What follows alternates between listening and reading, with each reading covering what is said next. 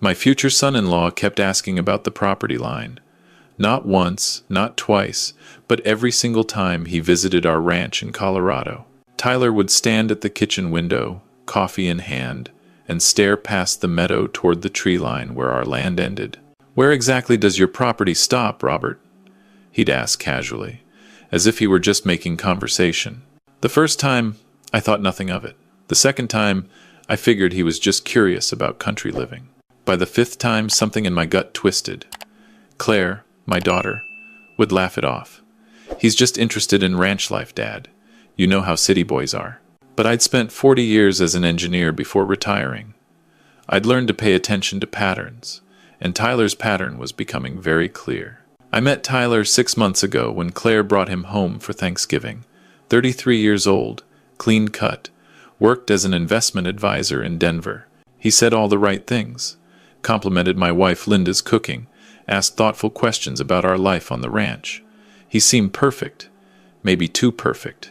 Linda died 3 years ago. Cancer took her fast, and suddenly I found myself alone in this big house on 200 acres that we'd bought 30 years ago for almost nothing. Back then, it was just scrubland. Now, with Denver sprawling outward, developers were circling like vultures. I'd gotten offers, big ones, but this was Linda's dream. I couldn't sell her dream. Claire understood that.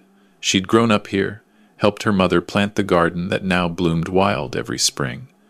After Linda passed, Claire checked on me every weekend, worried I was getting lonely. When she met Tyler at some networking event, and they started dating, I was happy for her. She deserved someone after that disaster with her ex-boyfriend. The engagement came fast. 4 months of dating, then Tyler proposed at some fancy restaurant in Denver. Claire called me, breathless with excitement. I said all the things a father should say. "Congratulations.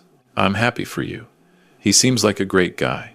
But I kept thinking about the property line. The wedding was set for late September, right here at the ranch. Claire wanted to get married where her mother had loved. She'd already hired a planner, booked a caterer, sent out invitations to 200 people. Tyler was all smiles, helping with arrangements, suggesting we expand the ceremony area. "You know, Robert," he said one Saturday in July, "we could really open up this space if we cleared those trees along the western edge." "Those trees mark the property boundary," I said. "Right, but how far back does your land actually go?" There it was again. That evening, after Tyler and Claire left, I sat in my study and pulled out the property deed. 215 acres, purchased in 1994 for $80,000. Linda and I had scrimped and saved for years to afford it. Now it was worth over $4 million, maybe more with development rights. I'd never told Claire the exact value. She knew we owned the ranch free and clear, knew I had a comfortable retirement, but she didn't know about my patents. During my engineering career, I'd invented a small component used in industrial refrigeration systems. Nothing glamorous, but the royalties had been flowing for 25 years. Between that and smart investments, I had just over $8 million in assets. The ranch was the visible part. The rest sat quietly in accounts Claire had never asked about. I'd lived modestly on purpose. Drove a 10-year-old truck, wore jeans and flannel, fixed things myself. After watching Linda's wealthy cousins tear each other apart over inheritances, I'd learned that money changes people. Better to be the quiet neighbor nobody suspects. But now Tyler was asking questions. I called my attorney, Margaret, the next morning. "I need you to look into someone for me," I said. "Tyler Hutchinson. Says he's an investment advisor in Denver." "Robert, is this about Claire's fiancé?" "Just a precaution." Margaret sighed. "I'll have someone run a background check. But Robert, if you have concerns, you should talk to Claire." "Not yet. I might be wrong." But I wasn't wrong. My gut had been right too many times. 3 days later, Margaret called. "Robert, we need to meet." Not on the phone. I drove to her office in Boulder. She closed the door and handed me a folder. Tyler Hutchinson is exactly who he says he is. Licensed investment advisor, works for Cordell Financial Group, clean record, no criminal history. But, she pulled out another document. I had our investigator dig deeper. Tyler's been engaged twice before. both times to women from wealthy families. Both engagements ended abruptly, right after he'd gained access to family financial information. No lawsuits, no allegations, just incidental timing. My hands tightened on the folder. Names? Rebecca Thornton, daughter of a tech CEO. Engagement lasted 5 months. Ended 2 weeks after Tyler attended a family meeting about the Thornton estate. Sarah Mitchell, daughter of a real estate developer. Engagement lasted 4 months. Ended right after Sarah's father revised his will. And nobody sued? These families don't sue, Robert. They pay to make problems disappear quietly. But I made some calls. Rebecca's father told me, off the record, that Tyler had asked very specific questions about property transfers and inheritance structures. He suspected Tyler was planning something but couldn't prove it. I felt sick. What about Claire? Claire has no significant assets of her own. She makes good money in marketing, but nothing that would interest someone like Tyler. However, Margaret paused. If Tyler thinks Claire stands to inherit this ranch and doesn't know its actual value, he might be gambling on future assets. Or he's researched me and knows more than he's letting on. Margaret nodded. I'd recommend having a serious conversation with Claire. But I couldn't, not without proof.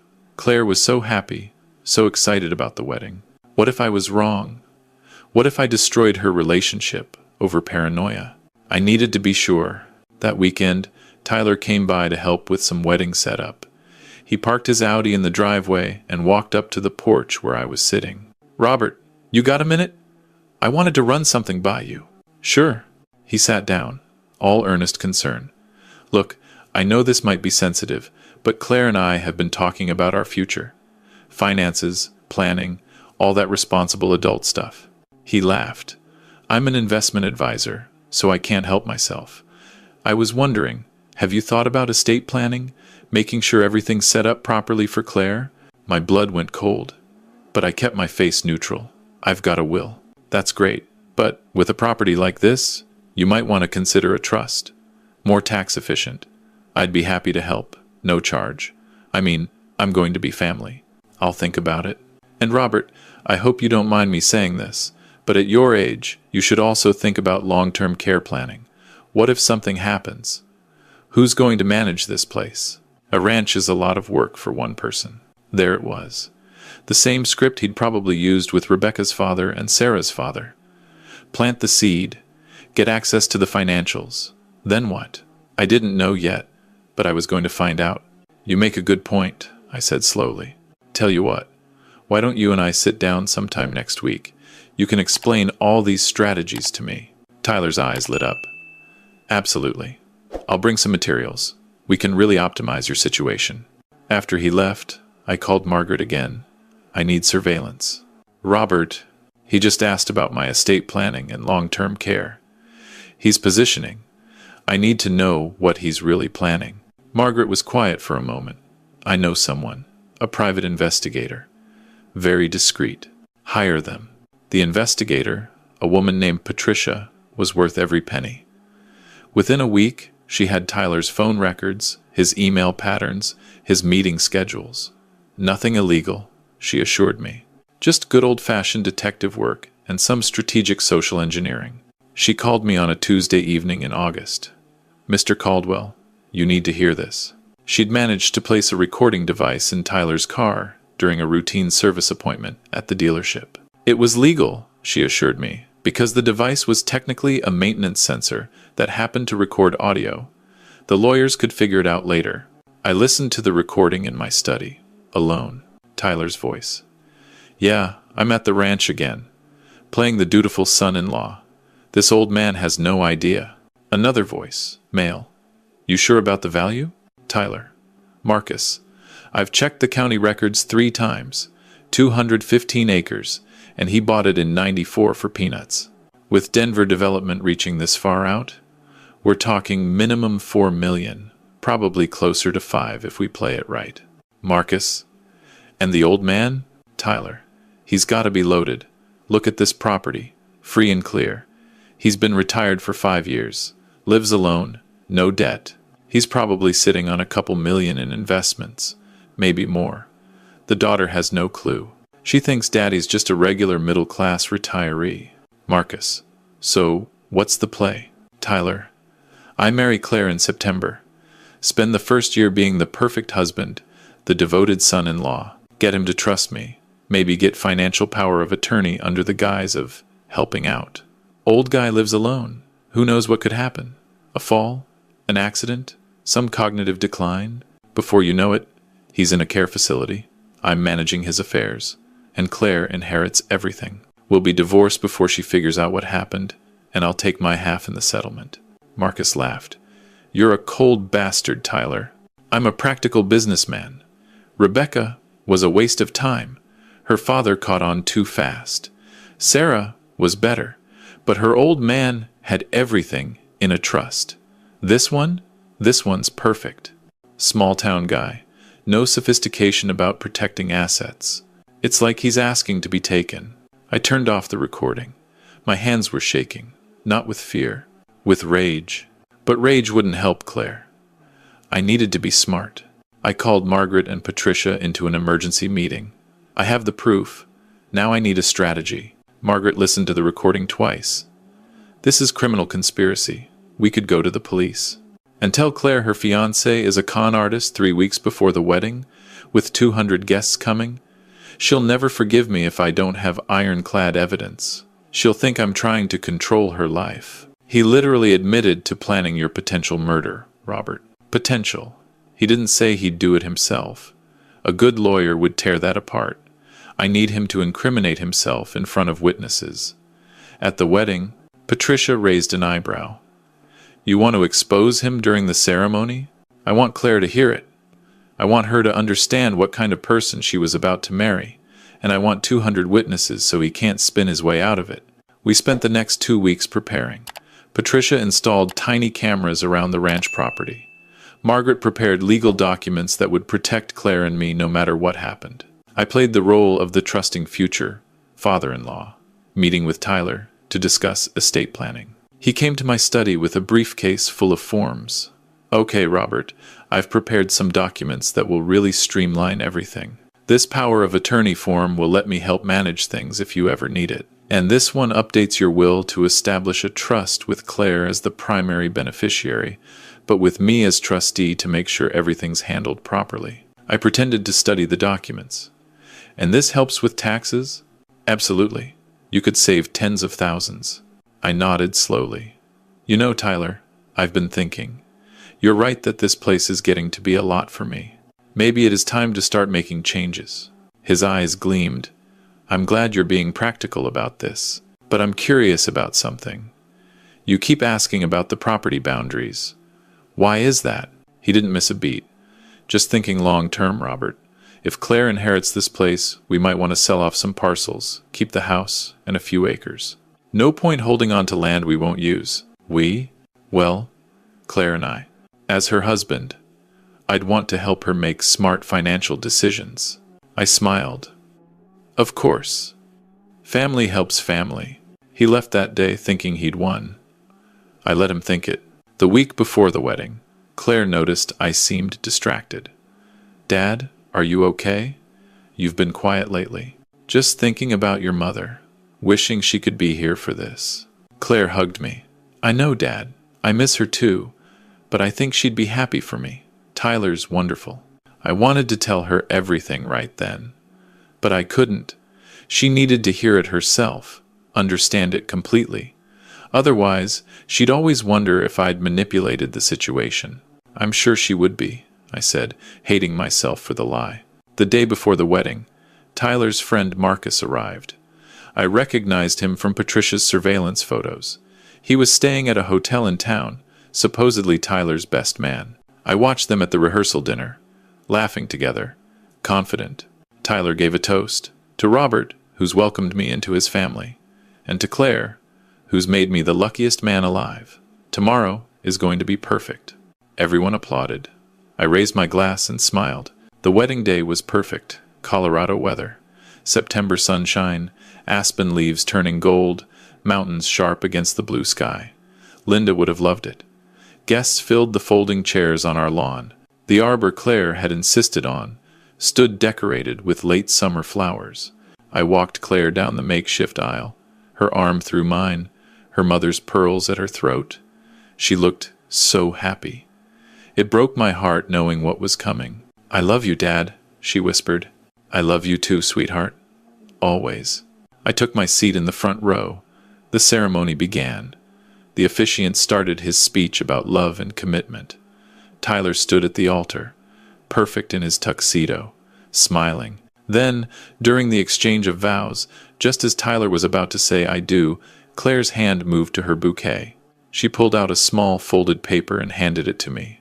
Her eyes locked on mine, full of tears. I opened it. 3 words in her handwriting. "Dad, help me." Everything stopped. I looked at her. She was staring at Tyler, her face pale, and I realized she was terrified.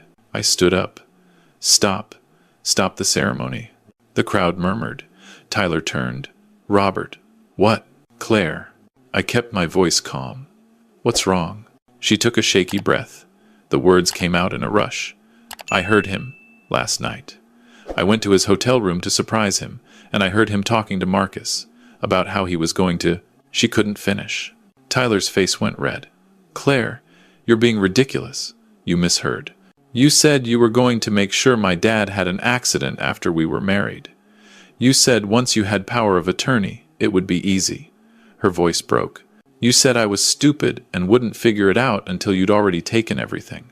The crowd erupted. Gasps, shouts, people standing up. Tyler grabbed Claire's arm. "You're hysterical. This is wedding day nerves." I moved forward, but 2 men were faster. The county sheriff and a deputy, both friends of mine who'd been sitting in the audience in plain clothes, had Tyler's arms behind his back in seconds. "Tyler Hutchinson," the sheriff said, "you're being detained for questioning regarding conspiracy to commit fraud and possible conspiracy to commit violence." Marcus tried to run. He didn't make it past the driveway before Patricia tackled him. She'd been waiting by the cars, just in case. The next hour was chaos. Guests being asked to give statements, Tyler screaming about false accusations and lawsuits, Claire sobbing in my arms. Margaret appeared with the recordings, the evidence files, everything we'd collected. Finally, the police took Tyler and Marcus away. The guests slowly dispersed, some supportive, others just eager for gossip. The caterers packed up the untouched dinner. Claire and I sat on the porch steps, still in our wedding clothes, watching the sun sink toward the mountains. "I'm sorry, Dad," she said quietly. "I should have told you sooner. I've known for 2 days. I heard them talking, and I just froze. I didn't want it to be real. I kept thinking maybe I'd misunderstood. Maybe there was an explanation. So I went through with all the preparations, and I was going to marry him. And you gave me that note at the last possible second. Why, Claire?" She wiped her eyes. "Because I was scared. What if I was wrong?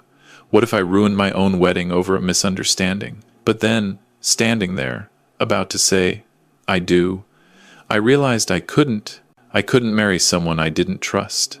So I wrote the note, and I prayed you'd understand." I put my arm around her. "I did understand. I've understood for months." "You knew?" "I suspected. I had him investigated. I have recordings of him and Marcus planning this whole thing. I was going to expose him today, even if you hadn't given me that note." Claire stared at me. "Why didn't you tell me?" "Because you wouldn't have believed me. You'd have thought I was being a controlling father who didn't trust your judgment. You needed to discover it yourself. Come to your own conclusion. I was just there to back you up when you did." She leaned her head on my shoulder. "I feel so stupid." "You're not stupid. You're someone who believes the best in people. That's a good quality, even when people don't deserve it. Tyler is a professional con artist. He's fooled women and families before.